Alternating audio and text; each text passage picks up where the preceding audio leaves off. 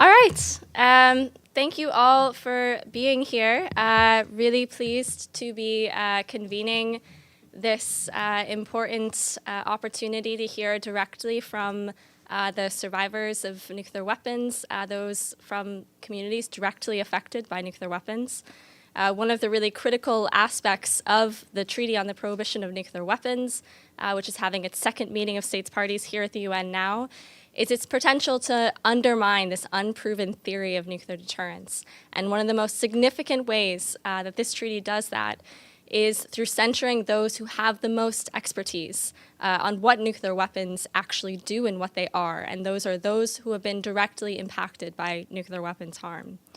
The Treaty on the Prohibition of Nuclear Weapons is the first nuclear weapons treaty to recognize the unacceptable suffering and harm caused to the victims of nuclear weapons, to the Hibakusha, as well as those affected by the testing of nuclear weapons, as well as the disproportionate impact of nuclear weapons on indigenous peoples. It's the only treaty to contain obligations for countries that have joined to cooperate to provide victim assistance and environmental remediation for people and places harmed by nuclear weapons use and testing. As we've seen throughout the conference this week, it's also the only one where states commit to closely consult with survivors and to include them in policymaking. So I'm very pleased to present this press opportunity with representatives from communities directly affected by nuclear weapons use and testing, with Setsuko Thurlow from Hiroshima, with Tamatoe Tepewari from Maui Nui, French Polynesia, with Mer Tulau from Fiji, and with Aygerim Yelgeldi and Aygerim Setinova from Kazakhstan. I'll start by introducing Setsuko Thurlow. Each representative will provide brief remarks, and then there'll be an opportunity for questions and answer from the press. Setsuko Thurlow is a nuclear disarmament campaigner and Hibakusha who survived the atomic bombing of Hiroshima on 6 August 1945. She is known throughout the world for being a staunch advocate for the abolition of nuclear weapons since the 1950s, and she has traveled in dozens of countries to testify as a Hibakusha and raise alert to the existential threat of nuclear weapons. She's a leading figure of ICAN and gave the acceptance speech for its reception of the 2017 Nobel Peace Prize. I'll turn it over to Ms. Setsuko Thurlow. Thank you. It's great to be here. This is my very first meeting of this conference I attend, because almost as soon as I arrived in New York, I was diagnosed as having COVID. I am very sorry. I missed out on all the important debate you people have been having. I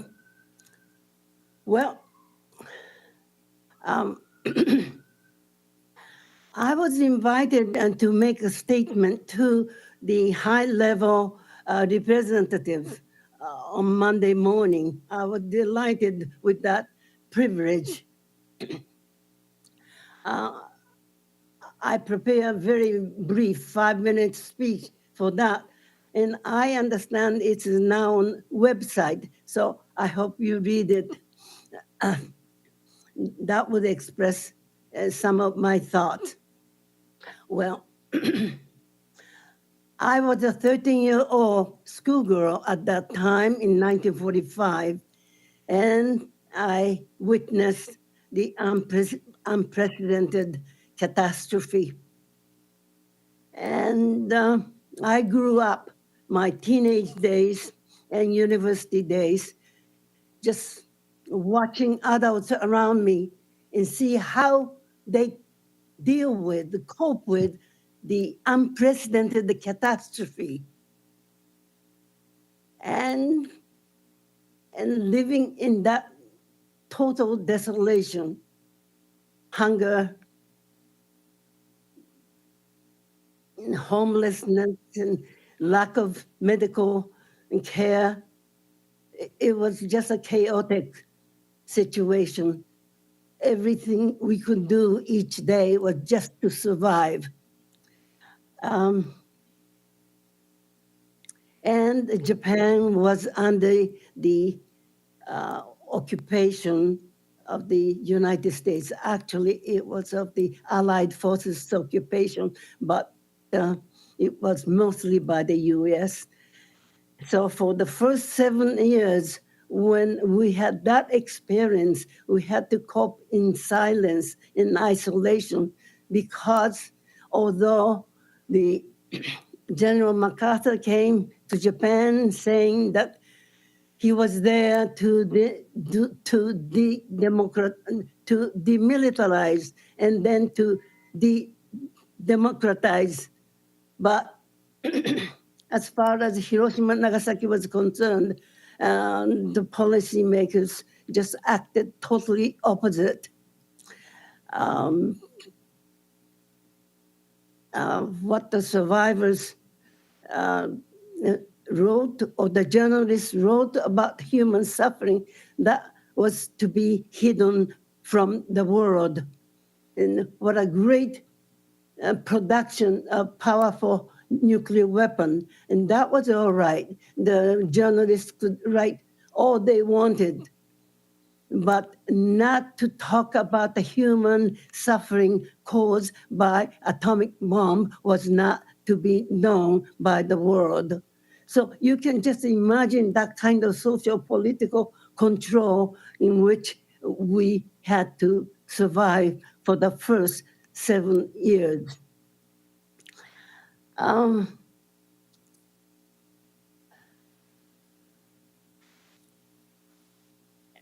Well, in those days, we were fed misinformation, disinformation, half-truth, lies, manipulation, all these, the secrecy, of course. And those were the characteristics of the dawn of the nuclear age.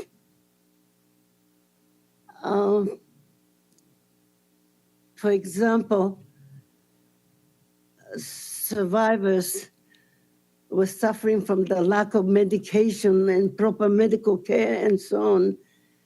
And when the US established ABCC, Atomic Bomb Casualty Commission, in Hiroshima and Nagasaki, we were delighted. Finally, we get some medication. Finally, doctors will learn how to care for the people suffering from the new type of problem. But soon we found out the sole purpose of such agency, ABCC, was to study the effect of radiation on human body. You can imagine how the survivors felt at that time. We were being used as a guinea pig, not just once, but twice, not just as a target of the testing, but also for the medical research of the effect of the destructive power of the bombs. So, and then, and a few years later, we found out that US started testing of the hydrogen bomb in the South Pacific. Every day we were learning something new like this. We put pieces together, and adults, survivors could figure out what was going on. This is only the beginning of the nuclear age. Some big scheme there, which was preparing for the nuclear weapon production and preparedness for the nuclear war. So survivors felt, well, our moral responsibility is, although it is painful, to share our suffering, our experiences with the world, tell them the truth. And that was our sense of mission. Ever since, we have been speaking out loudly, not only in Japan, but around the world, about the inhumanity, immorality, and illegality of atomic bombs, what those bombs do to human beings in the environment. Well, that was the beginning. And we have raised our hope high when the United Nations introduced the Non-Proliferation Treaty and regular NPT review conferences and so on. But frustration, disappointment after disappointment. And 1995, the extension was requested by nuclear weapon states, and that was granted. And we hope that, as they say, they are going to do better. Now the Cold War ended. Now we would focus on our efforts for disarmament.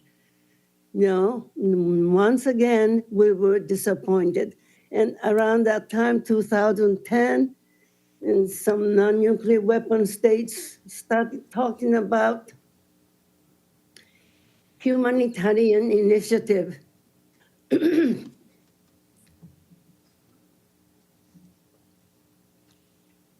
And now it seems obvious, none.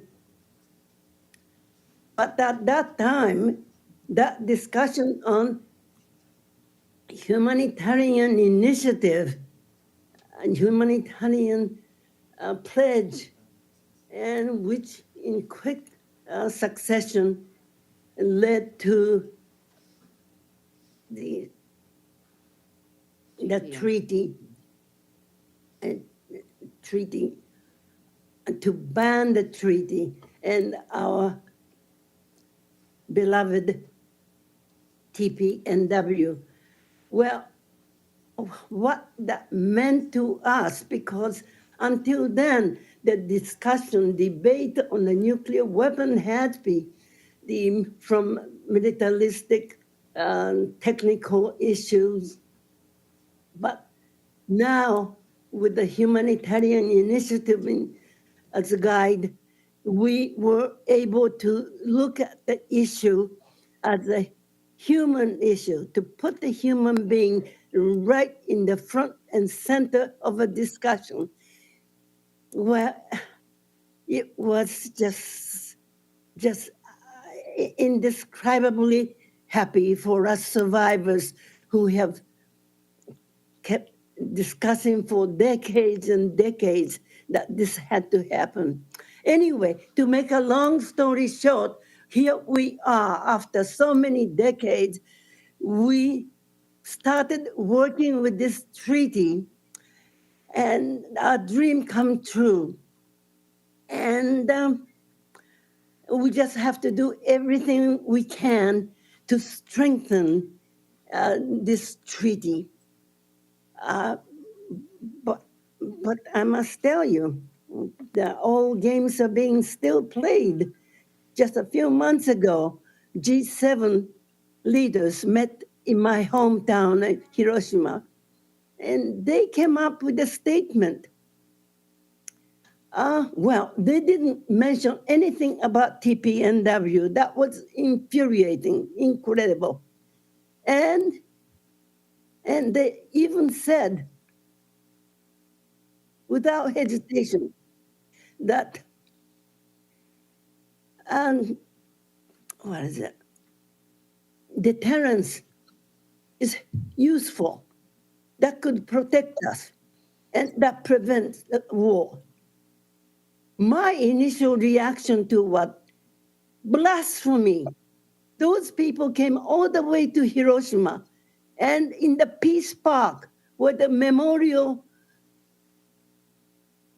for those in commemorate to memorialize the memories of 100,000 people who lost their lives.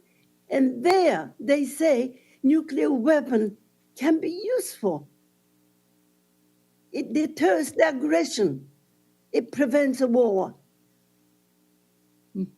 blasphemy.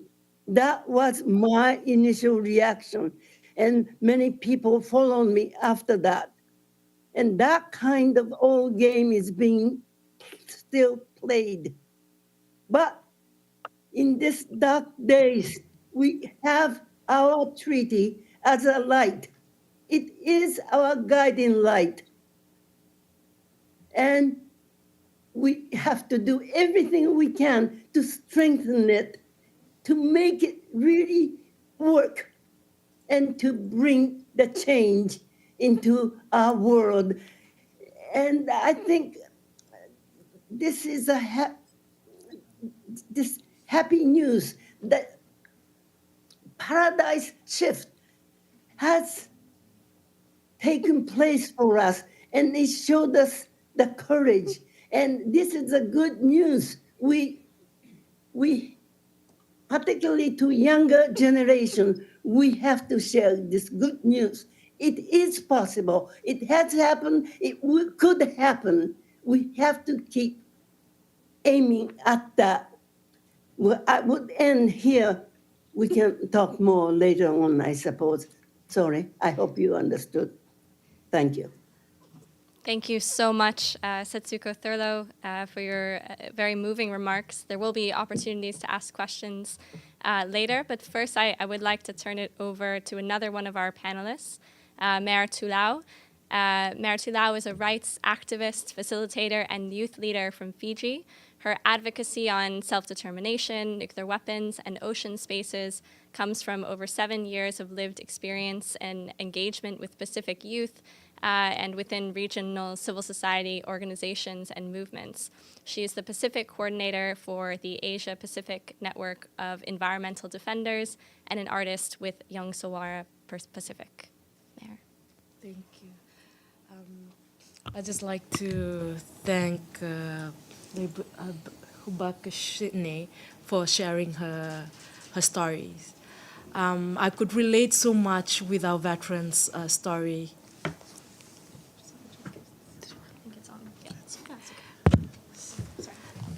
Sorry.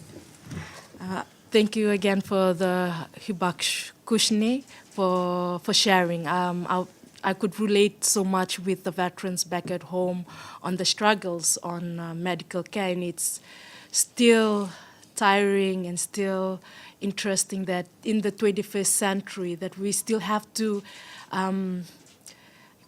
explain ourselves, or explain to people the burden of proof that we carry, and it seems like it's not enough, or it's falling on deaf ears for some, and it's good to also note that it isn't falling on deaf ears because of the Treaty on the Prohibition of Nuclear Weapon. Treaty is in its in its place that we need it to be in.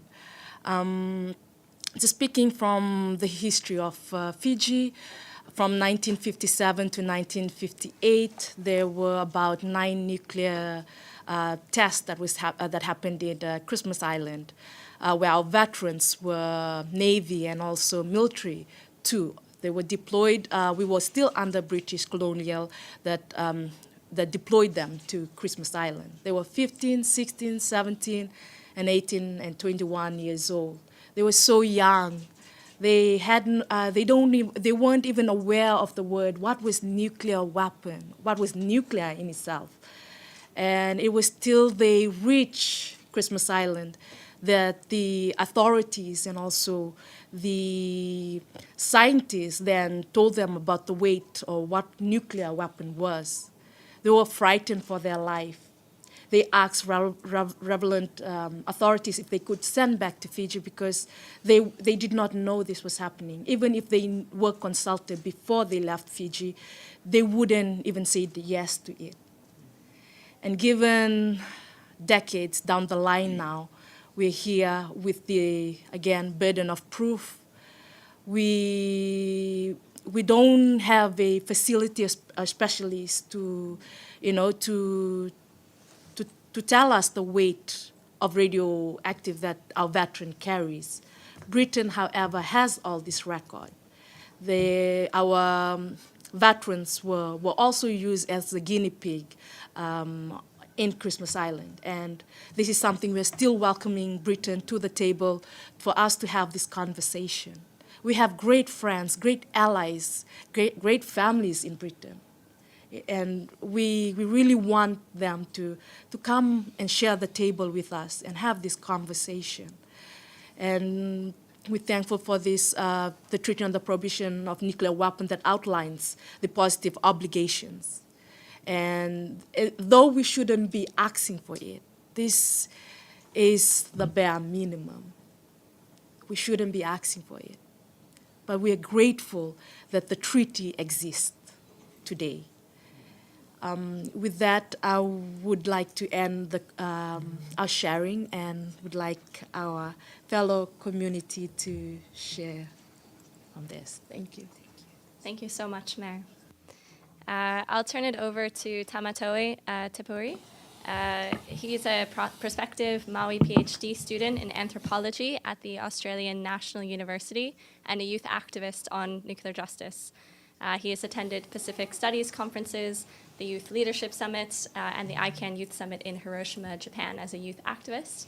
Tamatoa is also helping the NGO Maranua Tatu in Tahiti as a scientific advisor, and also deals with regional and international partnerships. Take it away, Tamatoa.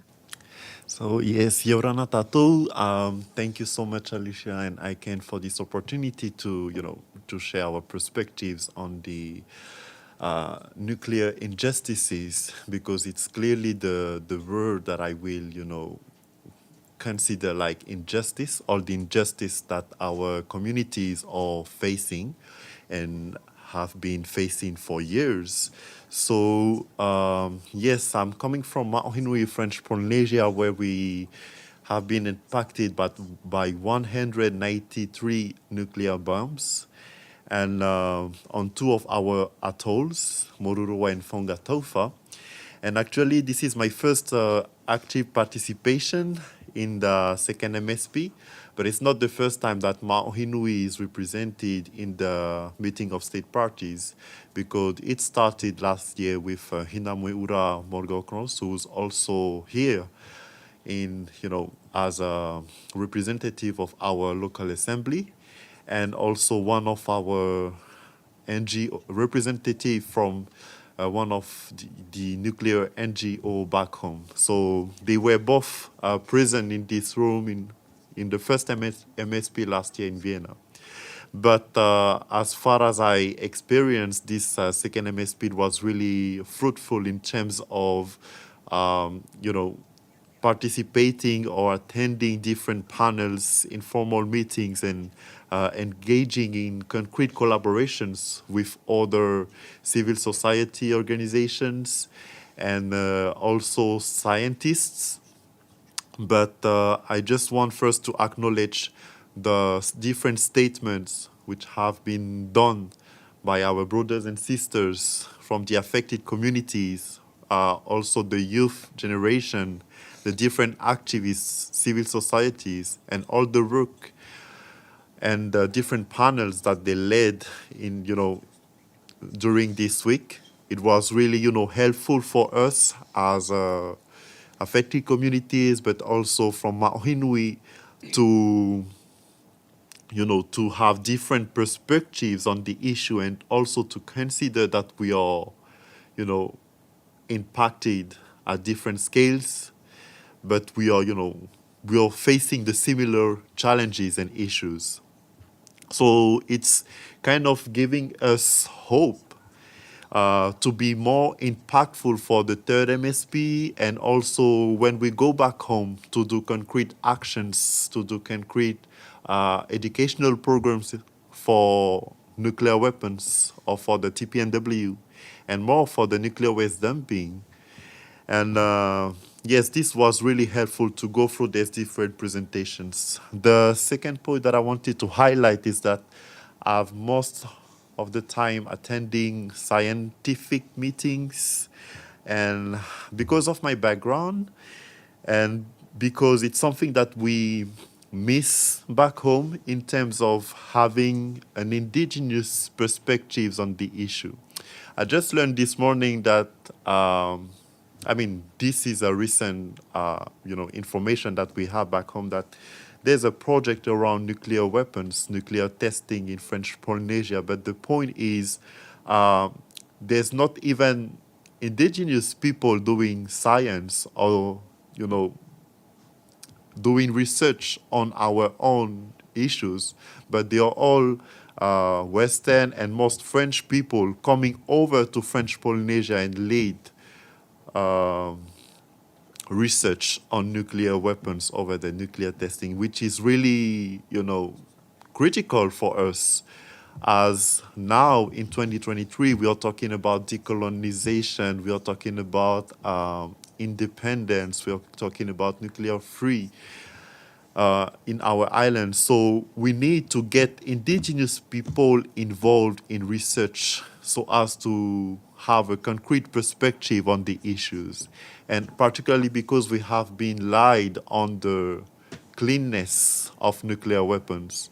We have been told that nuclear weapons, nuclear testing were clean, and our people won't be impacted by nuclear testing. So now in 2023, we need to have more indigenous people involved in research and handling research on nuclear weapons.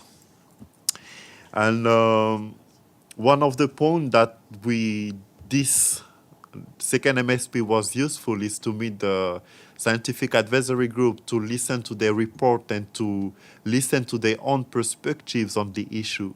We recognize that this is a work in progress, and how this, scientific advisory group also helps a lot the state parties to make concrete decisions and to design the policies to ban nuclear weapons.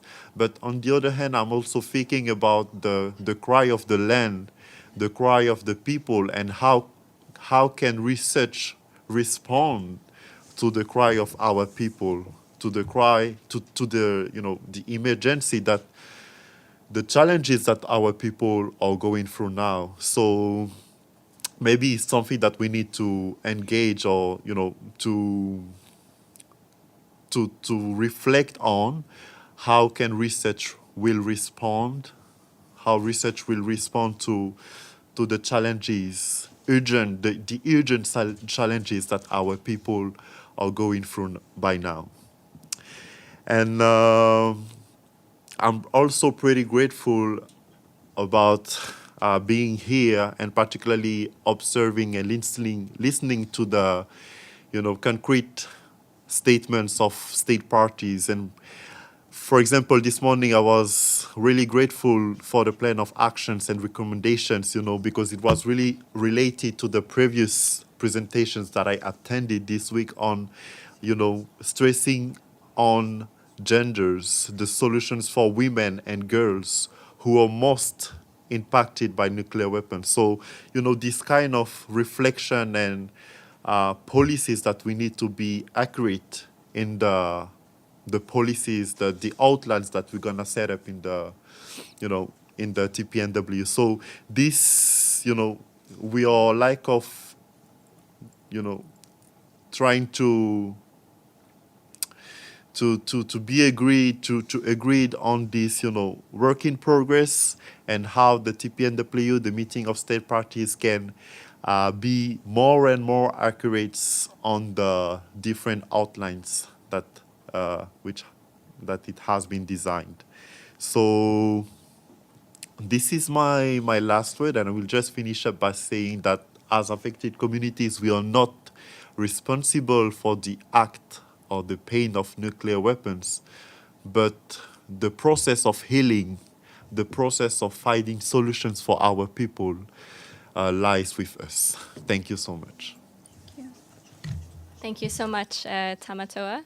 And just to say that Mayor and Tamatoa were also working on a joint affected community statement that was delivered in the general debates that was endorsed by 26 affected community-led organizations. I would like to turn over the floor to Ajarim Yelgeldi, who will be assisted by a nuclear expert in his own right, Almashan Akhmetov. with translation. Ayşerim Yangeldi was born on January 9th, 1988 in Semi City, formerly Semipalatinsk. Till 1998, she lived in Koktal village, and in 1998 moved back to Semi City. Ayşerim is married and has 2 brothers and a sister, and is recognized as a survivor in the 3rd generation with a 2nd type of disability. Ayşerim. Здравствуйте всем, спасибо за то, что дали выступить мне. Меня зовут Айгерим, я из города Семей, из Казахстана. В 2015 году... Hello everyone, my name is Aygerim. I'm from Kazakhstan, from Semey City. Thank you everyone, and thank you for the possibility to be here. В 2015 году, в августе, врачи у меня диагностировали увеличенные лимфоузлы в левой надключной области. Какое-то время применяли антибактериальное лечение, но это не дало необходимого эффекта. Лимфоузлы продолжали расти, а мое самочувствие ухудшалось. Постоянно ощущала недомогание, очень ухудшилась память, постоянно чувствовала себя дезориентированной. Болезнь очень сильно отразилась на мне, и в эмоциональном плане было очень тяжело принять и осознать, что я столкнулась с этой болезнью. In August 2015, doctors diagnosed me with enlarged lymph nodes in the left supraclavicular region. For some time, antibacterial treatment was used, but this did not give the necessary effect, and my lymph nodes continued to grow, and my health worsened. I was constantly feeling unwell, my memory was very poor, and I constantly felt disoriented. The disease affected me very much emotionally. It was very difficult to accept and realize that I was faced with this disease. Позже меня направили в Центр ядерной медицины и онкологии в городе Семей, где я прошла дополнительное обследование. В результате была установлен диагноз нодулярный склероз с поражением внутригрудных и надключных лимфоузлов. С того времени я прошла множество курсов лучевой и химиотерапии. Были удалены лимфоузлы из организма. Из-за этого я не могу поднять левую руку вверх. Была назначена и таргетная терапия. Later, I was sent to the Center of Nuclear Medicine and Oncology in Semey, where I had an additional medical examination. As a result, the following diagnosis was given to me as the nodular sclerosis with lesions of the intrathoracic and supraclavicular lymph nodes. Since this year, I have undergone many courses of radiation therapy and chemotherapy. My lymph nodes were removed, and because of this, I cannot lift up my left arm. And also targeted therapy was prescribed. В 2022 году у меня вновь произошел рецидив, вновь наблюдалось увеличение лимфоузлов слева в подвздошной области, а в настоящее время я прохожу иммунотерапию. Пару месяцев назад лимфоузлы образовались еще и в области шеи, брюшной полости левого легкого. In 2022, the situation repeated again, and an increase in the lymph nodes on the left side of the iliac region was again observed. And I'm currently undergoing immunotherapy, and a couple of months ago, lymph nodes were also formed in the neck, abdominal cavity, and left lung. Вот уже более 8 лет я борюсь с этим онкологическим заболеванием. Пусть болезнь не поддается лечению, но это не дается для меня легко. Постоянно боли в суставах, отеки, постоянная слабость, головокружение, сонливость. Вследствие болезни вынуждена себя во многом ограничивать. Мне нельзя поднимать тяжести, нельзя противопоказаны физические нагрузки, вредны резкие перепады температуры. Я не могу, как многие обычные люди, радоваться солнцу. I have been fighting cancer for more than 8 years now, and the disease may be treatable, but it doesn't come easily to me. Constant joint pain, swelling, constant weakness, dizziness, drowsiness. As a result of this disease, I have to limit myself in many ways. I cannot lift weights, do physical exercise. Sudden temperature changes are harmful to me. I cannot enjoy the sun like many ordinary people. Но, пожалуй, самое тяжелое – это то, что я не могу иметь детей. Это большая душевная боль для меня, не иметь возможность познать радость материнства. Но, с другой стороны, я понимаю, что, став мамой, я бы подвергла своих детей риску пройти через такую же боль и страдания. Это очень тяжело для меня. But the most difficult thing is that I cannot have children. It is a great heartache for me not to be able to experience the joy of motherhood. But on the other hand, I understand that becoming a mom would put my children at risk of going through the same pain and suffering I have. And it's very hard for me. Вообще проблема онкологических заболеваний не нова для меня и моей семьи. В прошлом онкологию диагностировали у моей тети в 1999 году, а в 2004 году у моей мамы. Конечно, наука еще спорит о происхождении онкологических заболеваний, но лично мое мнение, рост числа онкологических заболеваний в нашем регионе – это прямое влияние ядерных испытаний. К сожалению, таких семей, как моя, столкнувшихся с последствиями испытаний ядерного оружия, сотни тысяч. In general, the problem of cancer is not new for me and my family. In the past, cancer was diagnosed to my aunt in 1999, and in 2004, my mother was diagnosed with cancer. Of course, science still disputes of the origin of cancer, but my personal opinion that the growing number of cancer diseases in my region is a direct influence of nuclear tests. Unfortunately, there are hundreds of thousands of families like mine who have faced the consequences of nuclear weapons tests. Но самое главное, я убеждена, что ту трагедию и боль, которую пережили и продолжают переживать мои соотечественники из-за ядерных испытаний, никогда не должна произойти. Люди в 21 веке должны применять энергию атома лишь в мирных целях, во благо прогресса и развития. But most importantly, I believe that the tragedy and pain that my citizens have experienced and my people have experienced and continue to experience due to nuclear tests should never happen again. People in the 21st century should use the energy of the atom only for peaceful purposes, for the benefit and progress and development of human beings. Спасибо огромное. Вот хочу, чтобы продолжила дальше Айгерим. Thank you very much for your attention, and I give the floor to Aigirim. Thank you very much. I'll just briefly introduce Aigerim Setenova with the STEP Organization for Peace. The STEP Organization for Peace is a Kazakh youth-led initiative aimed at shedding light on the profound impacts of nuclear testing in Kazakhstan. This organization, STOP, hosted a side event at the second meeting of states parties earlier this week entitled Kazakhstan's New Generation and Nuclear Politics, which featured a panel that discussed how Kazakh youth sees its involvement in nuclear politics on a local and international level, and in the progress of the victim assistance and environmental remediation provisions of the TPNW. Aigerim. Thank you so much, Alicia. Thank you so much, Aigerim. Сәлеметсіз бе? My name is Aigerim Setenova, and I'm currently with the STOP organization, and we just launched it this actually autumn, and a month ago we decided to be more active and unite the coalition. As well as Aigerim, I'm also from the region. I was born in Semey, which is formerly known as Semipalatinsk, where the Soviet Union tested more than 456 nuclear weapons from 1949 until 1989. Growing up, of course, it was something that didn't strike me as a kid. But having lost a lot of family members, I'm here on behalf of my grandfather who passed away from lung cancer. I'm here on behalf of many of my relatives that unfortunately had a lot of health issues.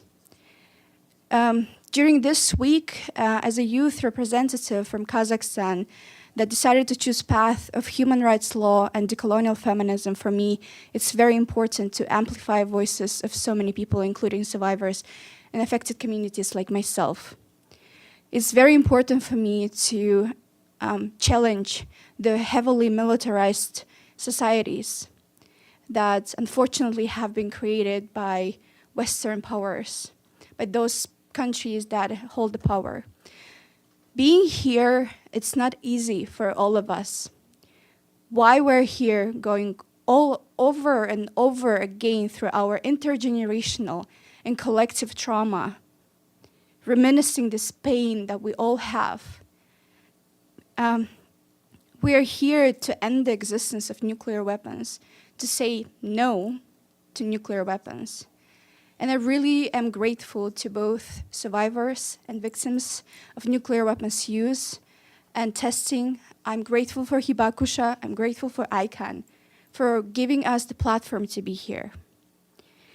We need to remind again, once again, to everyone that peace is only possible in the world without nuclear weapons. We're here also to remind about nuclear colonialism and nuclear racism that affected and scarred lives of so many people. Our agency and our power at some point were taken away from us. We were guinea pigs of nuclear experiment. And now here, by being at the second MSP to TPNW, we are trying to tell the truth to power. We're trying to elevate our voices to say no more to nuclear weapons. So here, as multilateral fora is inaccessible for young people, we are not part of decision-making processes. And as a young person from the Global South, it's even more challenging. And young people were handed with a future of weapons, of destruction, of climate crisis, and we are here to change this for the current and future generations. So I really hope that with the emerging youth movement in Kazakhstan, and I coming as also from affected community, we can all create different types of projects, but I think that I will finish with one word that what I felt during this week, apart from also going through a lot of re-traumatizing experiences during this week. It was very intense and emotional, and I'm actually really holding my tears at the moment to not cry. But there is one word that really, what I feel is solidarity. It's something that, I'm feeling at the moment being here with all of you. With Setsuka-san, thank you so much. And with many, many allies that are present in the room and at the UN headquarters. Thank you so much. Thank you so much to all of our expert presentations. We'd now like to open up the floor to members of the press to ask questions. Please do identify yourself and who your question is directed towards. Yes. Thank you so much for sharing your stories today. I'm Ayano Yamakoshi from Japanese media agency Jiji Press. My question is for Taro Setsuko-san. I'm sorry to hear you got COVID this time, and I really hope you will get better soon. And so the second meeting of states parties will be concluded in hours, but Japanese government doesn't participate in this meeting this time too. So what's your comment for Japanese government? Thank you. Can you hear me? Thanks. Were you able to hear the question? I'll repeat it in case it was difficult to hear. I believe the question was that the second meeting of states parties will be concluded in hours, but the Japanese government has not participated. What is your message for the Japanese government? Yes, okay.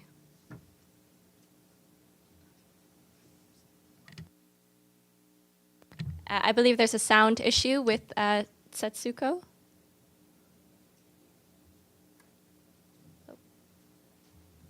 I unmuted.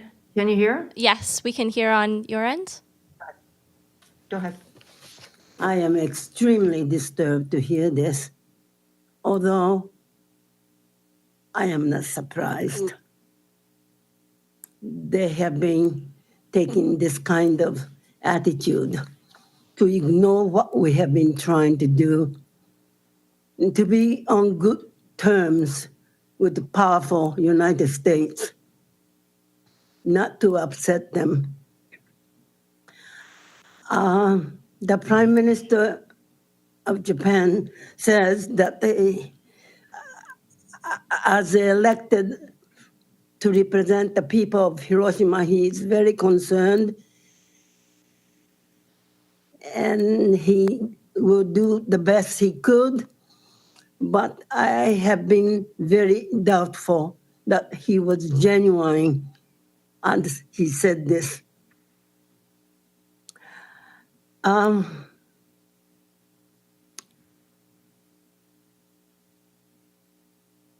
guess we just have to keep expressing our deep frustration, outrage that people like Japan, who had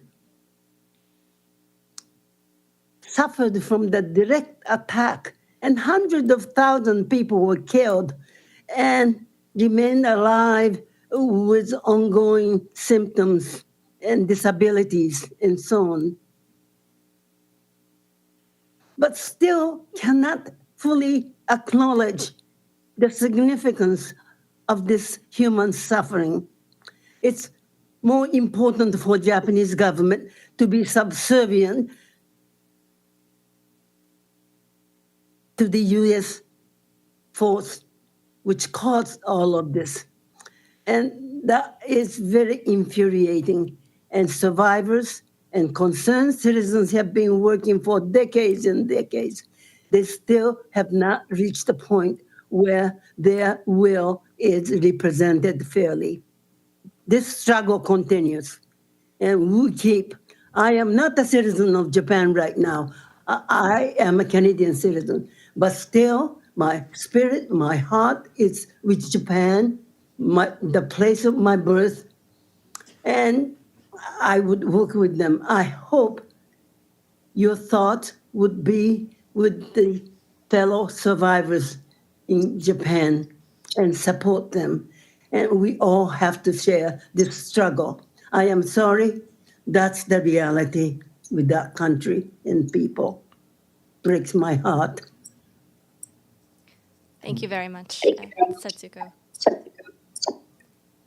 Would you mind just muting? Okay, great. We can take some additional questions. Yes. Thank you for briefing. So my name is Yuya from Kyodo News, Japanese media. So I have two questions to Ms. Setsuko and then others who have comments.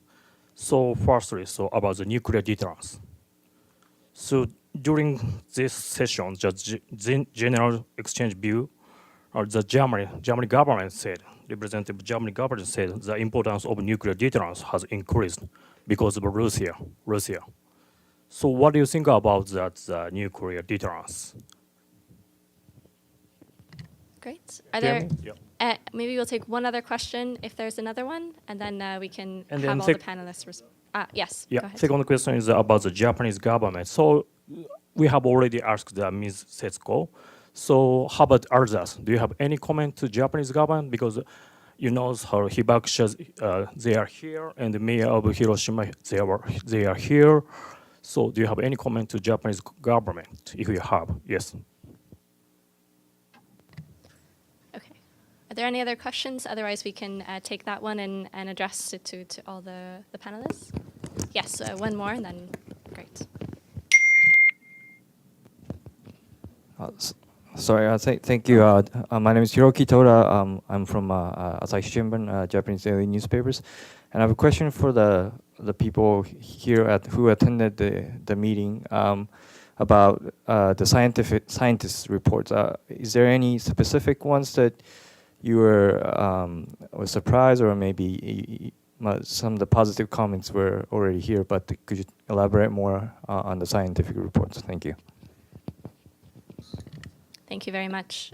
So perhaps we can take those questions, start with Setsuko, and then maybe starting with Ajurim this time, going down the line. Were you able to hear the questions, Setsuko? I think, could you just repeat the part about Germany supporting deterrence? That was a little unclear.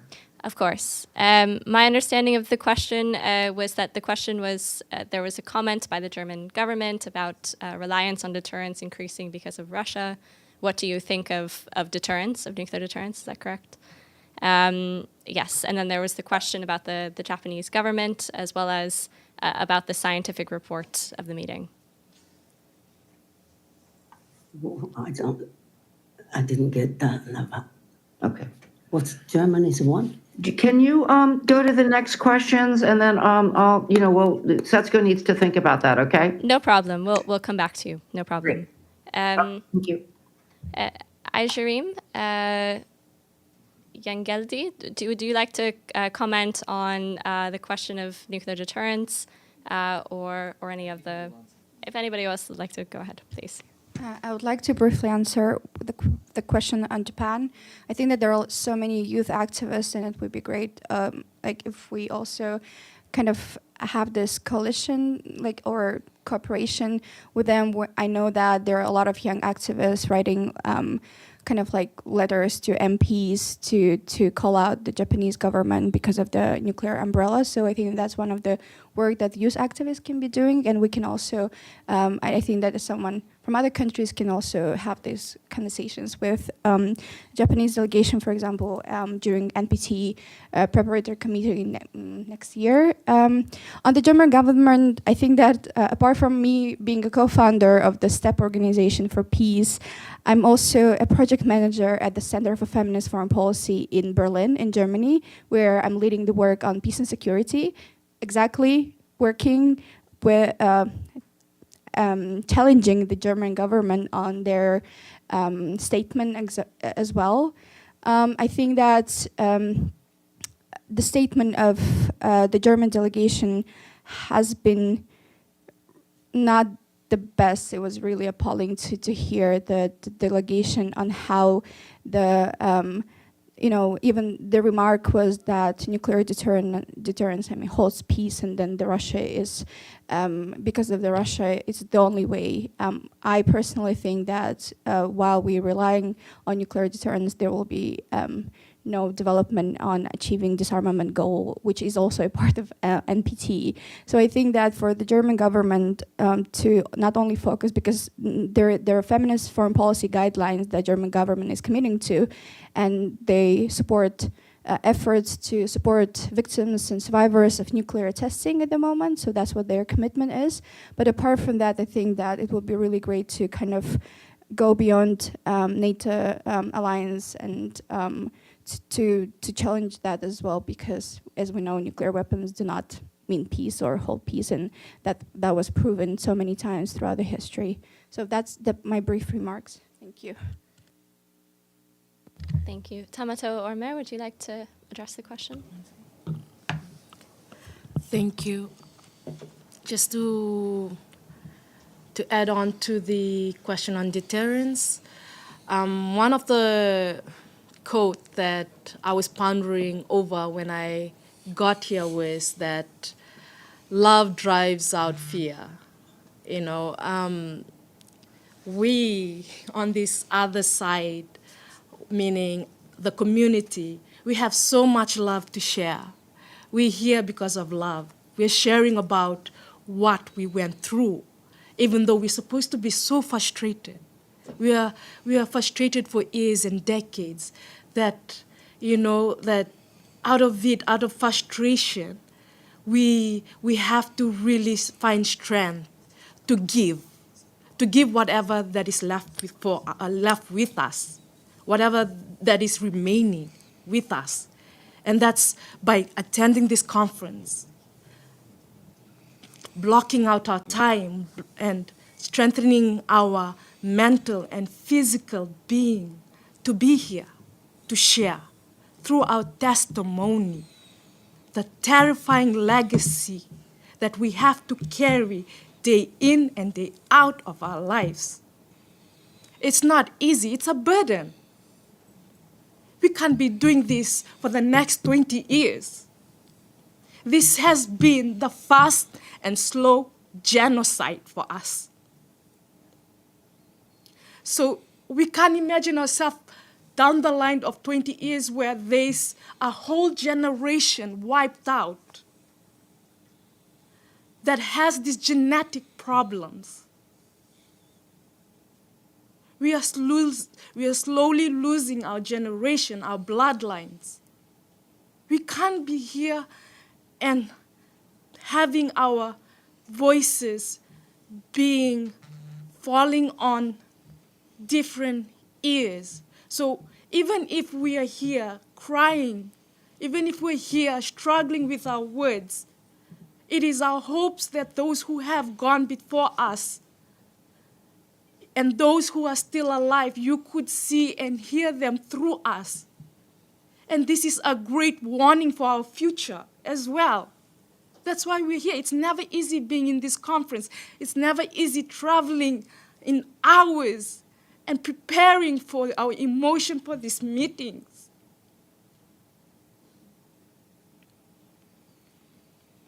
We are angry, but also we have so much to give, so much love to give. So even if Britain, France, Russia, all the armed states, if they are fear, we have love. We have love to share. Thank you. Thank you so much, Mayor. I want to allow just an opportunity for Setsuko to come in. Unfortunately, we only have 4 minutes left in this room. So Setsuko, if you would like to come in for just a couple minutes, I apologize, it's not much time. Please go ahead. Say it. Say that. I am actually so puzzled. I cannot respond. Somebody saying that nuclear Germany. weapon can be deterrence. It works. Well, I am totally dismayed to hear that. On what basis is that kind of statement made? I fail to understand that. I really can't. Somebody's playing the game with us. I really cannot add any more words. This is amazing. At a conference like this, deterrence works. Deterrence is legitimate. I am totally against it. And I don't see how that works. That's not in my vocabulary, in my brain. I'm sorry. I don't want to discuss that anymore. Thank you very much, Setsuko Thurlow. Thank you very much to all of our panelists for this expert briefing. With that, we'll conclude the briefing. Thank you all for coming.